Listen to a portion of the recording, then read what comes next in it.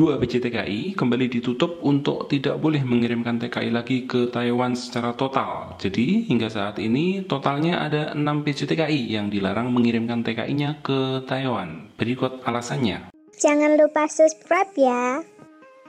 Mulai 27 November, Taiwan tutup sementara pengiriman PMI dari 2 biji TKI berikut meski visanya sudah turun. Central Epidemic Command Central (CEC) hari ini tanggal 27 bulan 11 menyatakan bahwa mulai 27 November ada penambahan 2 biji TKI lagi yang ditutup sementara pemberangkatan PMI ke Taiwan. Hal tersebut dilakukan mengingat banyaknya PMI yang dinyatakan terkonfirmasi COVID-19 dalam beberapa bulan terakhir setelah masuk Taiwan. Selain itu, mengingat wabah COVID-19 di Indonesia masih parah, demi untuk menjaga keamanan pencegahan epidemi dalam negeri, maka berlanjutnya pengiriman PMI ke Taiwan dikurangi.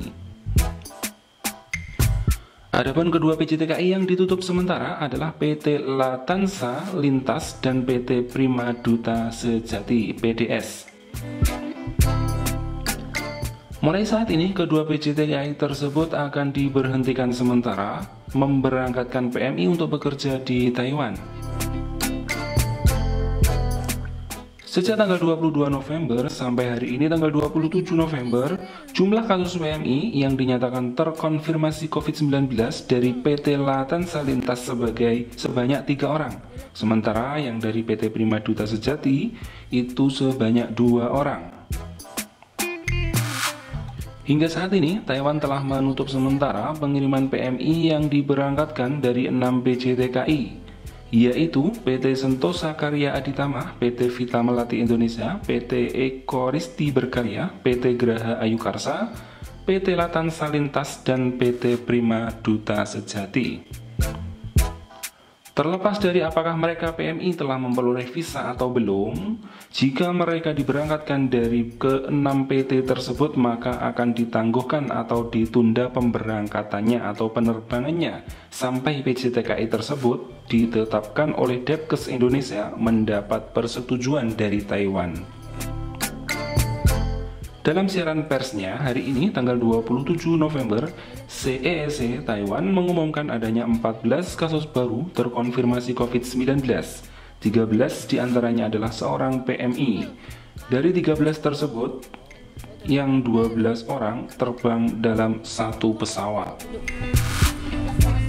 Nah, teman-teman, semoga saja kasus dari Indonesia yang dikirim positif ke Taiwan berhenti ya, karena kalau setiap hari akan ada kasus dari Indonesia seperti ini, bukan tidak mungkin nanti pengiriman dari Indonesia akan ditutup. Lalu ketika pengiriman dari Indonesia akan ditutup, maka tahulah bagaimana nasib kita nanti ke depannya. Sedangkan Taiwan sendiri untuk saat ini sangat membutuhkan keberadaan TKI karena banyak yang pulang, setiap hari yang pulang puluhan bahkan ratusan, namun yang berangkat sangat sedikit, apalagi dengan proses yang sangat sulit. Di Taiwan susah mencari tempat karantina, kalau ada yang berangkat selalu positif maka itu akan menghambat atau akan mengurangi tempat karantina yang ada. Dimana sebelumnya dia 14 hari sudah harus keluar dari karantina, namun kalau dia positif maka dia tentu akan menambah lagi. Atau bisa juga dia dipindahkan ke rumah sakit untuk perawatan kelanjutan. Namun bertambahnya PJTKI yang ditutup ini sinyal-sinyal keras dari Taiwan bahwasanya kalau kita tidak serius dalam mengirimkan TKI yang benar-benar bersih dari COVID-19 maka bukan tidak mungkin dalam waktu dekat kita akan ditutup total untuk mengirimkan ke Taiwan.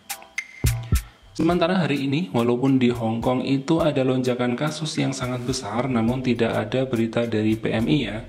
Semuanya bukan dari kalangan PMI atau pekerja migran Indonesia. Kami berdoa teman-teman yang positif di Taiwan segera sembuh dan mereka bisa bekerja kembali. Dan untuk teman-teman yang mempunyai teman yang baru datang ke Taiwan, seyogyanya untuk tidak menemui dulu. Kenapa? Tunggu waktu 2 sampai 2 bulan lebih agar benar-benar bersih dari COVID-19.